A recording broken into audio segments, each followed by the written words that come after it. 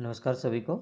Today we will discussing on the second chapter of history on the trail of earliest people, आरंभिक मानव की खोज में। Let's start first heading of this chapter, the earliest people, why were they on the move. आखिर ये लोग घूमते गए तो why they were move place to a place. We know the people who lived in the subcontinent as early as 2 million years ago. 20 lakh साल पहले जो लोग रहते थे उनकी हम बात कर रहे हैं सब कॉन्टिनेंट में। अब सब कॉन्टिनेंट अब का मतलब क्या है? जब subcontinent we use a word subcontinent, it means some part including India, Pakistan, Afghanistan, Nepal, Bhutan and Myanmar. इस पार्ट पूरे को मिला के हम क्या करते हैं? Totally part of these countries that we called subcontinent. Because earliest बहुत साल पहले के जब जब तो एक ही पार्ट होते थे ये, ठीक है। अब इंडिया कब बना है? 1947 में। पाकिस्तान एंड इंडिया बांग्लादेश मिला है 1941 में। उससे पहले क्या था? ये सारी कंट्री आपस में मिली हुई थी। तो अंग्रेज़ों ने क्या किया? ब्रिटिश जो थे उन्होंने इसको डिवीज़न किया था। उससे पहले तो एक ही था। तो जब भी हम सब कॉन्टिनेंट कहीं भी हिस्ट्री के अंदर सब कॉन्टिनेंट वर्ड का यूज किया जाएगा तो आप समझ जाना कि हम कौन से वर्ड की बात कर रहे हैं भाई। Next, today we describe them as a hunter and gatherers. Why we called hunter and gatherers? Because they hunt the animals and gathering the food. Okay, next, so the names come from the way in which they got their food. ये नाम वहीं से निकल के आए हैं जहाँ से वो जिस प्रकार से अपना भोजन बनाते थे। Generally they hunted wild animals, caught fishes and birds, gathering fruits and the roots and nuts and seeds and livestock and the eggs are from the forest. The immense variety of plants and the tropical land like ours meant that gathering plant produce was an extremely important means of obtaining food. इस तरह से उनके देखा जाता है कि वो इस तरह के जैसे, लेकिन इनके लिए ये ऐसा रहा है कि एक जगह से दूसरी जगह जाना और इस तरह से वो अपना भोजन पकाते थे। तकरीबन वो क्या करते थे? जितने वाइल्ड एनिमल्स होते थे उनका हंट किया जाता था, बाकी छोटी छोटी चीज़ों को वो जान लेते थे। अगर हम ये देखें कि अब इनको ये तो एक ही जगह पे मिल रही थी क्योंकि हंटिंग एंड गैदरिंग चल रही थी, तो वाई दे मूव? अब वो मूव क्यों कर रहे थे? None of this things was easy to do. अब इस काम को जो food and gathering, hunt and gathering का जो वर्क था, ये कोई इजी काम नहीं था। इसको करने के लिए तो भाई क्या चाहिए? बहुत स्किल चाहिए। They are several animals that run faster than us. अब बहुत सारे ऐसे एनिमल्स थे 2000 फास्टर देन अस, उनसे ज़्यादा तेज़ दौड़ देते हैं। मैन दैट आर स्ट्रोंगर, उनसे ज़्यादा ताकतवर भी थे भाई। ये भी समझ सही बात है, उनको मार भी सकते थे। The hunt animal and catch fish and the birds, people need to be alert. तो उनको अलर्ट रहने की भाई सबसे पहले अलर्ट रहना उनको पड़ेगा, क्विक, उनको तेज होना पड़ेगा। And have lots of presence of mind.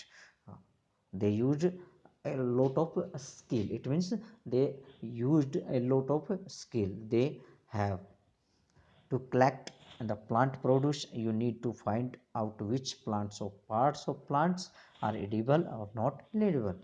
इसका मतलब क्या हुआ? आपको नॉलेज होनी चाहिए कि कौन सा ट्री का जो पार्ट है उसको हम खा सकते हैं, कौन से को नहीं खा सकते हैं। That is can be eaten as many can be poisons, यानी कि वो पॉइजनस हो सकता है, जहरीला हो सकता है। अब क्या करेंगे वो? You also need to find out the season when to fall rivers. अब आपको ये भी पता होना चाहिए कि कौन सा सीजन ऐसा है जिसके अंदर ये फ्रूट अब पकते हैं, ताकि आप उसी मौसम में तो जाएंगे। एक मौसम में क्या होगा? एक एरिया है, मान लीजिए आप फॉर एग्जांपल कोई एरिया है, ये वाला एरिया है, सेकंड एरिया ये है। अब यहाँ की क्लाइमेट अलग है, यहाँ क्लाइमेट अलग है, तो यहाँ पे जो फ्रूट होगा हो सकता है यहाँ पे नहीं हो। तो अब इनको ये नॉलेज होनी चाहिए ना, they know about that the which fruit grow where, कि यहाँ उगता है या यहाँ उगता है, तो उसी का कौन वह क्या करेंगे? मूव करेंगे, ठीक है, उसके अकॉर्डिंग हम मूव करेंगे। अब क्या कह रही है? There are a list of 4 reasons why hunter and gatherers moved from one place to other place, कि उनके कारण थे वही, कौन कौन से कारण थे। अब फर्स्ट क्या कहता है, if they stay at a one place for a long time they would have eaten up all the available plants and animals resources. First था कि भाई अगर वो एक ही जगह पे रहेंगे, if they eaten one by one and, तो क्या करेंगे, एक जगह पर रहेंगे तो वो खाना खाते रहेंगे। अब एक ही जगह पर रहेंगे, कहीं दूसरी जगह जाए तो वहाँ खाना क्या हो जाएगा, एक दिन ख़त्म हो जाएगा भाई। अब धीरे धीरे अगर यही प्रोसेस चलती रही तो ख़त्म खाना हो जाएगा, तो फिर वो क्या करेंगे, कुछ भी नहीं कर सकते। तो इसके लिए उनको क्या करना पड़ेगा, अब एक जगह से दूसरी जगह उनको जाना पड़ेगा ताकि वो अपना भोजन करें। तो इसी का कारण था दे would have go elsewhere in the search of food. तो फर्स्ट रीजन क्या होगा, सर्च ऑफ अ फूड भाई, और मूव करते थे सर्च ऑफ फूड। तो ये फर्स्ट रीजन है। सेकंड क्या है भाई, सेकंड रीजन क्या कर रहे हैं, animals move from one place to place, कि भाई animals for need for search of animals and meat. Second reason क्या रहेगा, पहले तो रीजन हमने क्या पढ़ा कि वो मूव कर रहे हैं सर्च ऑफ फूड की वजह से, ठीक है भाई, ये तो फर्स्ट रीजन है। सेकंड रीजन मिलेगा हमें search of animal and meat, ठीक है। क्या कहता है, either search in the smaller play or the case of and deer wild cattle in search of grass and the leaves that way by those hunted them had to follow their movements, कि भाई जो ये animals थे, wild animal, ये क्या करते थे, अब एक जगह पे यहाँ पे घास नहीं है, ग्रास नहीं मिली तो ये क्या करेंगे, मूव करेंगे अनदर प्लेस पे। जब ये मूव करेंगे तो इनको मीट चाहिए, अब मीट चाहिए तो इनका पीछा करेंगे, जहाँ जाइए जाएंगे वहाँ वहाँ ही जाएंगे, इसलिए भी ये मूव करते थे one place to another place भाई, ठीक है। नेक्स्ट क्या कहता है, थर्ड रीजन क्या रहा है, a plants and the trees aware fruit in the different season. भाई जो फ्रूट हैं वो तो अलग अलग सीजन में लगते हैं, तो उसका रीजन क्या रहेगा कि भाई अब अकॉर्डिंग टू सीजन वो अलग जगह जाएंगे, तो अलग जगह जाएंगे तो उनको अलग फ्रूट मिलेंगे, तो क्या करेंगे, डिफरेंट सीजन में डिफरेंट जगह पे जाएंगे। तो search of different kind of plants and a fruit. Fourth क्या हो जाएगा, अब people plant and animals need water to survive. अब इनको वाटर, भाई जब भी पानी की ज़रूरत तो पड़ती है, अब वाटर जो चाहिएगा तो ये क्या करेंगे, found in lakes and stream and rivers. तो फोर्थ रीजन क्या हो जाएगा, सर्च ऑफ वाटर।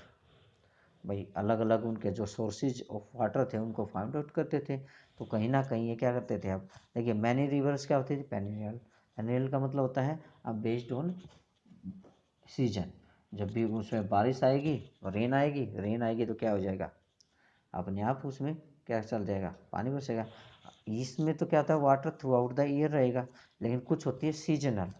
पेरिनियल में क्या होता है, थ्रू आउट द ईयर पानी रहता है। देखिए हिमालयन रिवर जो है ना, ये पेरिनियल है, ये मौसमी नहीं है, यानी कि इसमें हमेशा जो ग्लेशियर है उनसे पानी आता रहता है। लेकिन एक होती है सीजनल, जो सीजनल होती हैं उसके अंदर क्या होता है कि पानी जब भी आएगा उसमें, जब उसके अंदर क्या हो जाएगा, बारिश आएगी, ठीक है। तो वो विंटर एंड समर के अंदर, ठीक है। तो वो ड्राई सीजन आएगा, ड्राई सीजन में क्या करेंगे, उस स्थान को छोड़ देंगे और जहाँ पे पानी है वहाँ पे वो मूव कर जाएंगे। तो ये कहीं ना कहीं इस तरह से चलते थे। A people may have a travel to meet their friends and relatives, और हो सकता है वो अपनी फ्रेंड्स एंड रिलेटिव से मीट करने के लिए, मुलाकात करने के लिए भी जाते हो। और ये याद रखना, दे ट्रैवल ऑन दी फुट, उस समय कोई आविष्कार नहीं हुआ था, व्हीकल नहीं थे, व्हील का कोई इनोवेशन नहीं हुआ था, तो इसलिए वो क्या करते थे, बाई फुट ही चलते रहते थे। How do we know about this people, हम जो अर्लीस्ट पीपल हैं उनके बारे में कैसे जान सकते हैं। तो क्या करता है आर्कियोलॉजिस्ट, आर्कियोलॉजिस्ट कौन होते हैं भाई, आर्कियोलॉजिस्ट होते हैं जो स्टडी करते हैं रिमेन्स की। Have found some of things hunter and gathers made and used, भाई उन्होंने क्या किया, कुछ थिंग्स को खोज निकाला, ठीक है, जो हंटर एंड गैदर्स ने यूज कर रखी थी। It likely that the people made and they use tools of stones, वायरलिस्ट पीपल क्या करते थे, टूल्स का यूज करते थे, वेपन का यूज करते थे, बट ये मेड किए जाते थे स्टोन से। किसे किए जाते थे, पत्थर के बने होते थे, वुड लकड़ी के, एंड बोन्स, बोन्स किसकी, एनिमल्स की। अब stone tools have survive best, और वुड के भी ख़त्म हो गए, बोन्स के भी ख़त्म हो गए, लेकिन हमें सबसे ज़्यादा मात्रा में जो मिले हैं वो मिले हमें स्टोन के। ठीक है भाई, उसमें हमें सबसे ज़्यादा जो मिले हैं वो स्टोन के मिले हैं, बाकी किसी के नहीं मिले हैं। तो हम उन स्टोन की अब टूल्स की हम बात करेंगे। अब ये कुछ स्टोन हैं जो हमें दिखाई दे रहे हैं, अलग अलग तरह के हैं, ये अलग अलग काम में आते थे as a weapon and tools. Next क्या कहता है, some of these stone tools were used to cut meat and the bones, scrap bark from the tree and hides animal skins, chop fruits and the roots। अब ये जो stone के tools थे या इनको वेपन आप कह सकते हैं, इनके थ्रू वेरियस फंक्शन इनके होते थे, अलग अलग चीज़ों में इनको यूज किया जाता था। अब हो सकता है ये कुछ एक फूलों पत्तियों को काटने के लिए, हड्डियों को मांस को काटने के लिए, पेड़ों की जो छाल है उनको निकालने के लिए, या वो एनिमल्स की जो स्किन है उसको उतारने के लिए भी काम में लेते थे।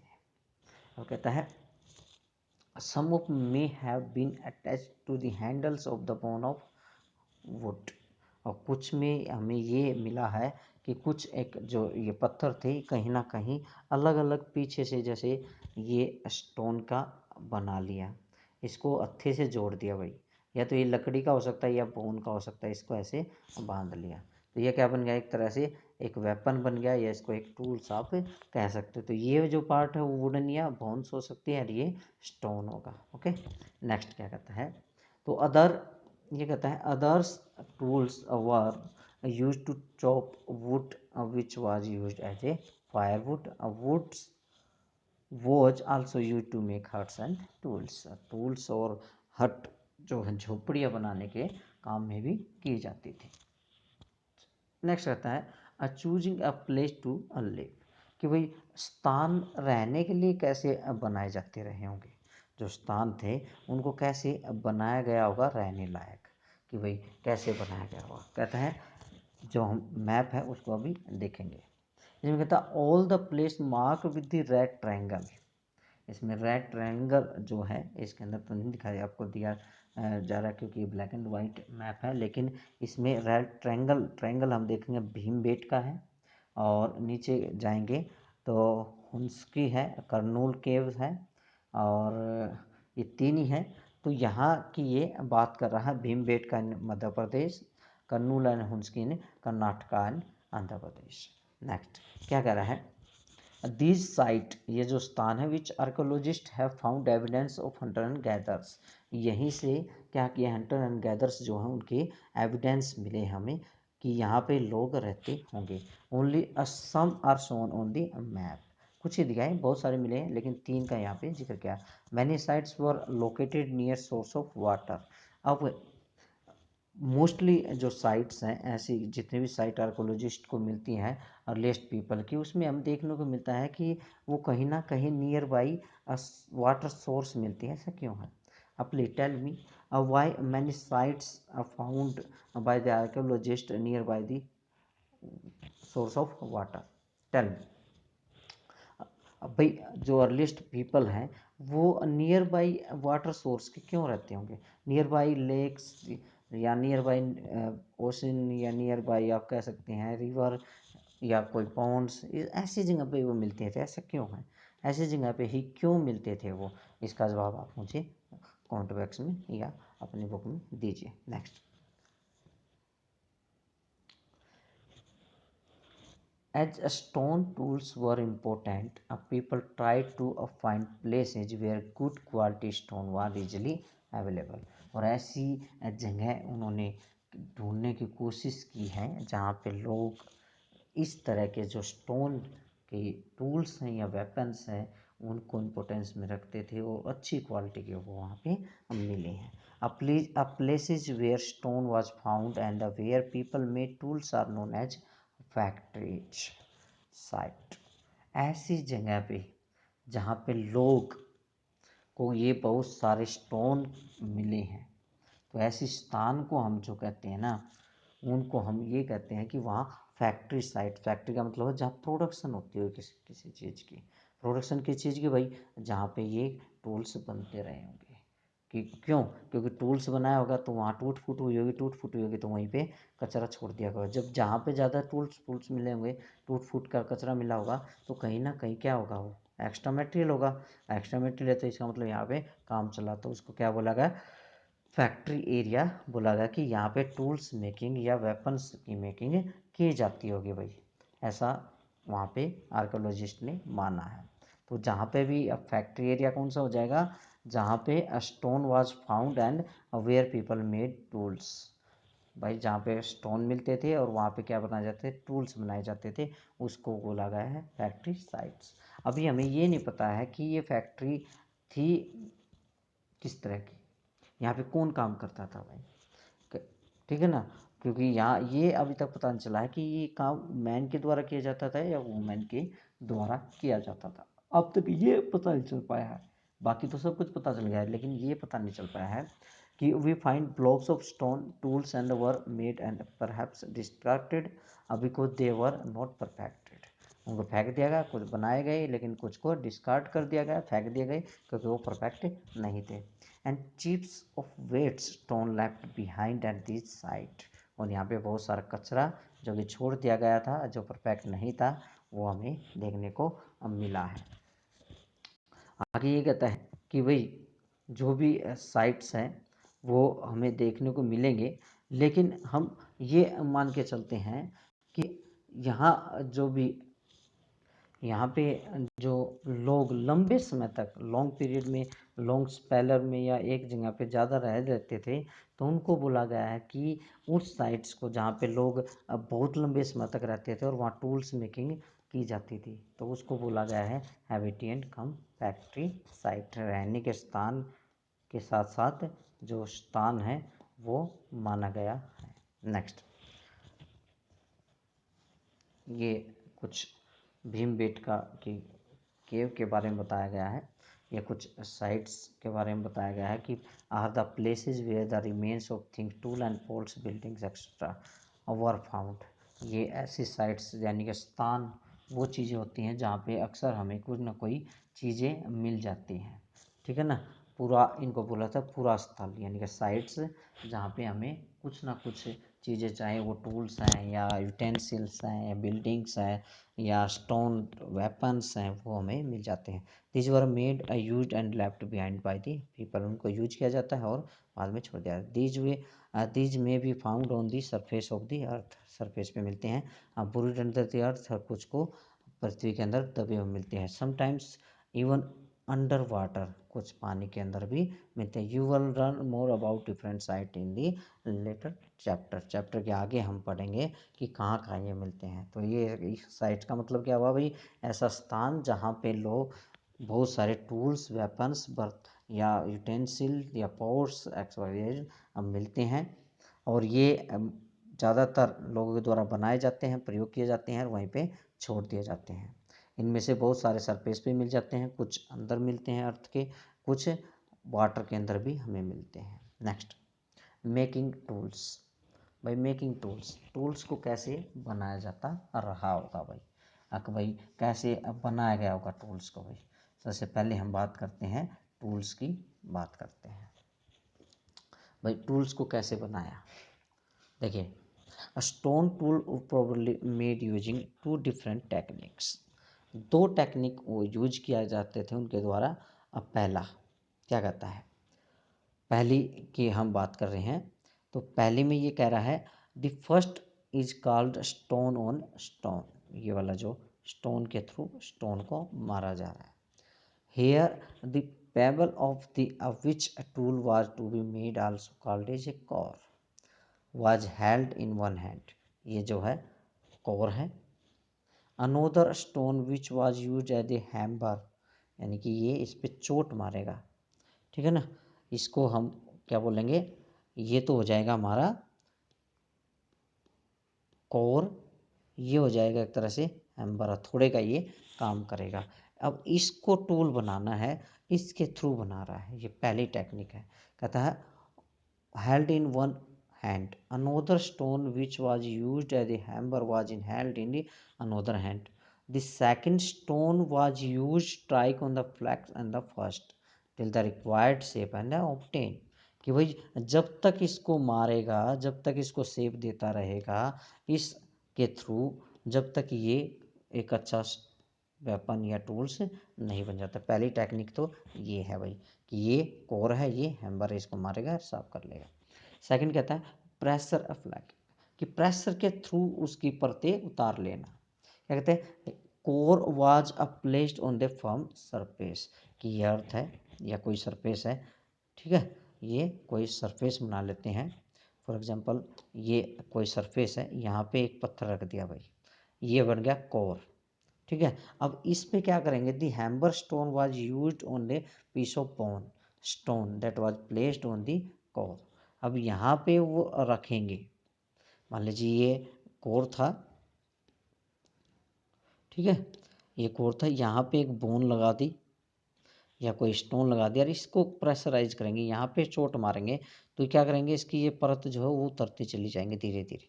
ये तो हैंड टू हैंड बात करेंगे, यहाँ वो सरफेस का यूज कर रहे हैं, ठीक है, और उसको शेप दे देंगे, वो बदल जाएगा। तो ये दो तरीके हैं टूल्स बनाने के।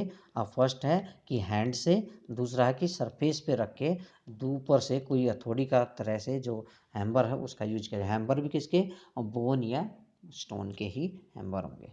नेक्स्ट क्या कहता है, फाइंडिंग अबाउट फायर, आग की खोज कैसे की गई भाई। अब आग तो क्या है, बड़ी इंपॉर्टेंट है भाई, आग का यूज क्यों करते रहे होंगे वो। सबसे पहले तो मुझे ये बताइए आप कि आग क्यों यूज की गई होगी भाई, बताइए। सबसे पहले तो ये बता ना क्यों की गई हो। A trace of the ash have been found here, Kurnool जो केव है वहाँ पे, जो तमिलनाडु का पार्ट है, वहाँ पे क्या मिली है हमें, रॉक के एविडेंस मिले हैं इसके, हैश के मिले हैं, तो इसका मतलब वहाँ पे फायर का यूज किया गया होगा। अब फायर का यूज करते क्यों थे,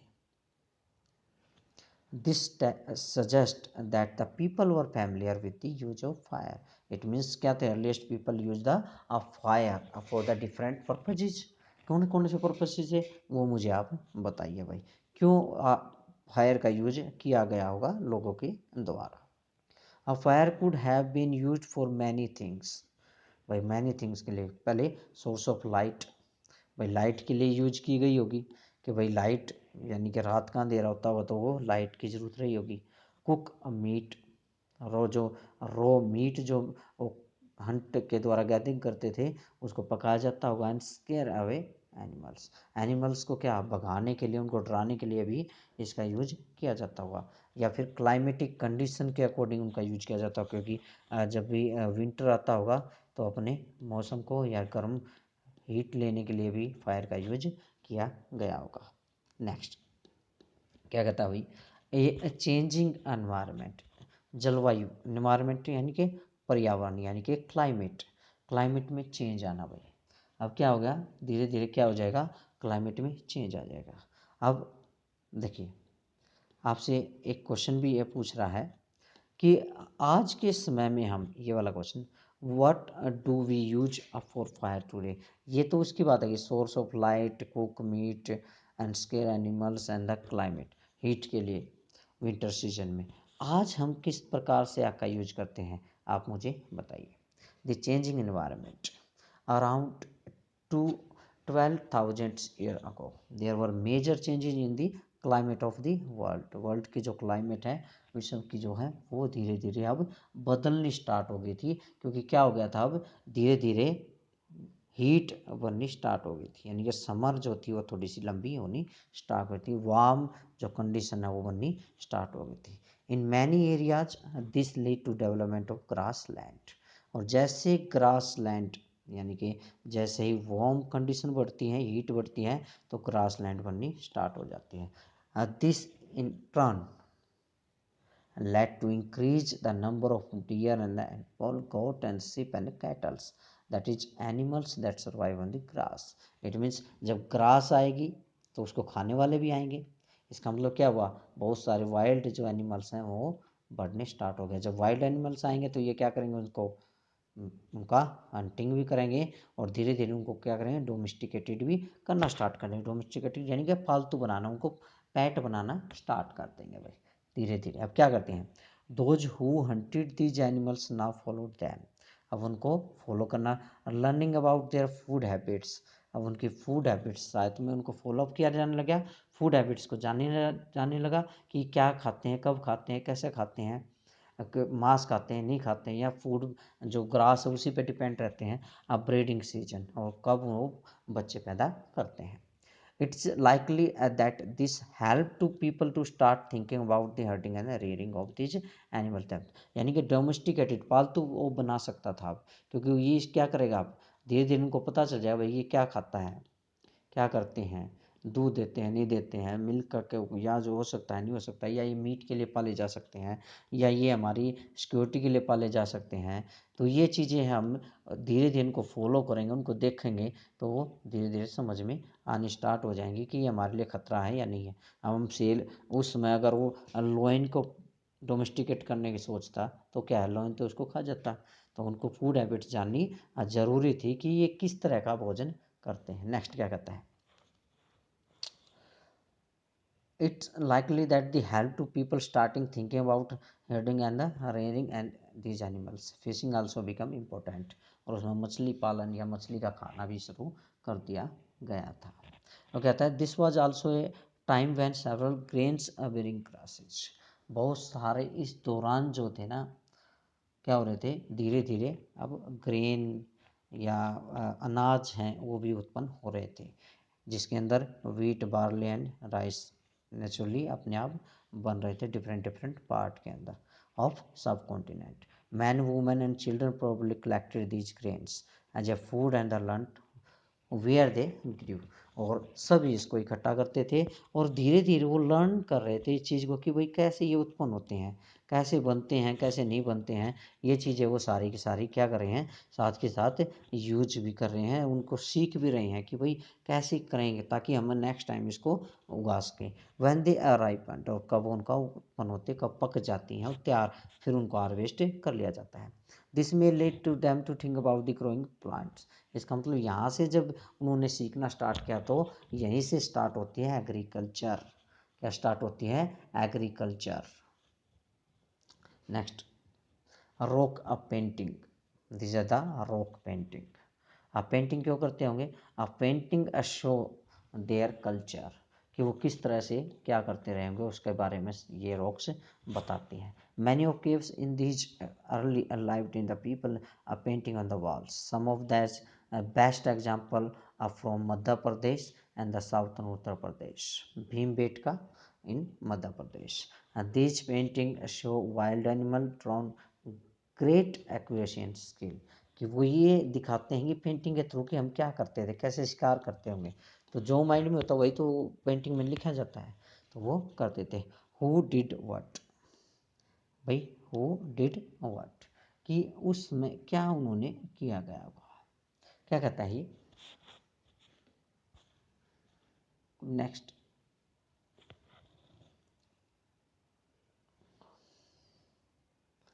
we have seen that the earliest people hunted, gathered plant produce, made stone tools, and the painted on cave walls. Is there many way of finding out whether woman hunted or man made stone tools? ये कह रहा है कि भाई हमने earliest people के बारे में जाना कि वो गैदर करता था, हंट करता था, प्लांट को प्रोड्यूस करता था, स्टोन के टूल्स बनाता था, पेंटिंग करता था कि में, लेकिन हमें ये नहीं पता कि ये काम वुमेन जो थी हंट करती थी या नहीं करती थी, या मेड के द्वारा स्टोन बनाए जाते हैं नहीं बनाए जाते हैं, वेदर वुमन पेंटेड और man gather fruit and the nuts, कौन करता था इसका भी सबूत नहीं मिला है, लेकिन ये तो तय है कि ये ऐसा काम करते थे। At present we don't really know कि ऐसा किसने किया गया होगा, भाई कौन क्या काम करता होगा, इसका बंटवारा कैसे किया जाता होगा। At least two a possibilities, दो तरह की बातें हम कर सकते हैं, दो पॉसिबिलिटी यहाँ पे बनती है। It likely that they both man and woman may have done many of these things together, बहुत सारे जो काम है या हंटिंग के हैं, गैदरिंग के हैं, पेंटिंग के हैं, ये सारे सारे काम शायद उन्होंने एक साथ मिलकर किए गए हों दोनों ने। या it also possible that some task were done only by women, another only by man, भाई डिस्ट्रीब्यूशन भी कर दिया गया हो वर्क का कि ये मैन करेगी वो वुमेन करेगी। And again there could have been different practice in the different part of subcontinent. हो सकता है कि भाई दूसरे दूसरे पार्ट में दूसरी दूसरी तरह की बात रही हो। एक क्लोजर लुक लेते हैं हुंस्की का। अब हुंस्की कहाँ है भाई, ये हुंस्की अब आप मैप में देखिए, हुंस्की कर्नाटका के अंदर है। और ये न्यू जो पैलोलिथिक साइट है इसके बारे में भी आपको बताऊंगा मैं। A number of early palaeolithic sites were found here. बहुत सारी स्टोन एज, पैलोलिथिक का पूरा पाषाण यानी कि पूरा पाषाण स्टोन एज है भाई। स्टोन एज को 3 पार्ट में डिवाइड किया गया है, वो भी मैं आपको बताऊंगा। उसके अंदर आता है palaeolithic, Mesolithic and Neolithic, 3 part में डिवाइड किया जाता है भाई। अभी बताता हूँ आपको इसके बारे में क्या होती हैं स्टोन एज। 3 स्टोन एज कौन कौन सी हैं, क्या उनका टाइम पीरियड है, अभी बताते हैं। नेक्स्ट क्या कहता है, at some sites a large number of tools used for all sorts activity were found. बहुत सारे लार्ज नंबर पे स्टोन टूल्स यहाँ पे मिले हैं, यहाँ पे बहुत सारी एक्टिविटी की जाती थी उनके द्वारा। दे वर प्रोबेबली हैबिटेन कम फैक्ट्री साइट्स। हैबिटेन कम फैक्ट्री साइट यानी कि यहाँ पे लोग जो हैं, यहाँ पे अर्लीस्ट जो पीपल है बहुत लंबे एक लॉन्ग स्पेल के लिए यहाँ पे रहता होगा, लंबे समय तक रहता होगा, उसके बाद यहाँ से मूव करता होगा। और फैक्ट्री साइट यानी कि प्रोडक्शन टूल्स का प्रोडक्शन यहीं पे किया जाता रहा होगा, इसलिए इसको habitation and cum factory site बोला गया है। In some of others smaller site these their evidence is just that the tools were made, some of sites were close to spring। और बहुत सारी छोटी साइटें भी थी लेकिन कुछ एक स्प्रिंग यानी कि सोर्स ऑफ वाटर के पास में मिली है। Most of tools were made from the limestone which was locally available. यानी कि जहाँ से जो टूल्स मिले हैं वो साइट जो हैं वो नियर बाई कहीं ना कहीं सोर्स वाटर बॉडीज़ के पास हैं, और साथ में उसी तरह के मिले जहाँ पे वो स्टोन मिलते हैं। जिस तरह का वहाँ जिस टाइप का स्टोन मिलेगा वैसे ही वो मिलेंगे। अब हम लास्ट में एक बार पढ़ लेते हैं कि भाई वो चीज़ क्या है, जो स्टोन एज है उसको कैसे, एक बार स्टोन एज के बारे में देख लेते हैं भाई। ये स्टोन एज क्या होती है, क्योंकि इस चैप्टर में हमने बार बार स्टोन की बात की है लेकिन हमें पता नहीं है स्टोन एज क्या होती है। तो सबसे पहले मैं पता होना चाहिए कि स्टोन एज क्या है भाई। देखिए स्टोन एज जो है divided into 3 periods, palaeolithic, Mesolithic and Neolithic. पूरा पाषाण, मध्य पाषाण और नवपाषाण। पाषाण का मतलब होता है पत्थर, यानी कि पत्थर के बेस पे में। पहले का मतलब होता है पूरा, और लेथिक का मतलब होता है स्टोन, यानी कि अर्ली स्टोन, यानी कि उसमें जो अर्लीस्ट फॉर्म ऑफ टूल्स जो यूज किए गए थे उनके बेस पे इसको डिवाइड किया गया है। ईच ऑफ पीरियड्स जो है ना, ये वो टूल्स के बेस पे कि टूल्स किस प्रकार के बनते थे उसके बेस पे इसका डिवीजन किया गया, किस तरह से बनाए जाते थे भाई। जो पैलेलिथिक है इसमें बड़े सिंपल तरह के टूल्स बनाए जाते हैं, जिन रफली कोई पॉलिश नहीं है, कोई डंका नहीं है, लेकिन उसमें सिर्फ यूज करना स्टार्ट किया था tools and the weapon of the stone. तो 3 ये हैं पैलेलिथिक। ओल्ड स्टोन एज है जो कि 30,000 बिफोर कॉमन एरा टू 10,000 बुफन के बिफोर कॉमन एरा माना गया है। मेसोलिथिक मध्य पाषाण काल, जिसमें के अंदर हम थोड़ी सी डेवलपमेंट आ गई थी टूल्स के में, जो स्टोन के टूल्स हैं थोड़ी सी उनमें डेवलपमेंट आ गई थी। ये इसके जो पीपल हैं वो अब क्या करने लगे थे, हंटिंग करना स्टार्ट कर दिया। इस एज में जो थे वो हंटिंग कम कर पाते थे क्योंकि उनके पास टूल्स और वेपन्स कम थे, लेकिन यहाँ पे वो टूल्स एंड वेपन ज़्यादा हो गए हैं और वो अच्छे से कर पाते हैं। नियोलिथिक के अंदर उन्होंने क्या कर दिया है, न्यू स्टोन एज जिसको बोला गया है, इसके अंदर तो उन्होंने क्या कर दिया है, न्यू वेपन बना लिए हैं, अच्छी क्वालिटी के पॉलिश्ड वेपन्स और टूल्स बन गए हैं। गैदरिंग करना स्टार्ट बंद करके उन्होंने स्टॉक करना स्टार्ट कर दिया। साथ में उन्होंने डोमिकेस्टेड ऑफ एनिमल्स करना स्टार्ट कर दिया है। ये न्यूलिथिक है, यहाँ पे उसने एग्रीकल्चर भी सीख लिया है, पशुपालन भी सीख लिया है, साथ में व्हील का यूज करना स्टार्ट कर दिया और फाइल का यूज करना स्टार्ट कर दिया। न्यूलिथिक करते हैं 1200 ये है ईयर्स पहले की हम बात कर रहे हैं। एंड इट्स सिविलाइजेशन हो गई थी, स्टार्टेड राइज अबाउट थी 3000 BC। Term Neolithic comes from the two words new, new and lithic stone, new age of stone. New age जो स्टोन के उसकी बात ये कर रहा है। इसके अंदर क्या कर दिया था, बहुत सारी डेवलपमेंट स्टार्ट कर दी गई थी बाय दी। यहाँ पे आपका चैप्टर ख़त्म होता है और ये कुछ क्वेश्चंस हैं आपके, तो इसको आप कर लेंगे, ठीक है। फर्स्ट करेंगे और सेकंड मैप वर्क करेंगे, थर्ड करेंगे और फोर्थ करेंगे एंड फिफ्थ करेंगे। Make two columns in notebook, left hand column in the gather C and 8 करेंगे। ये आपका काम है। Thank you, thank you, thank you.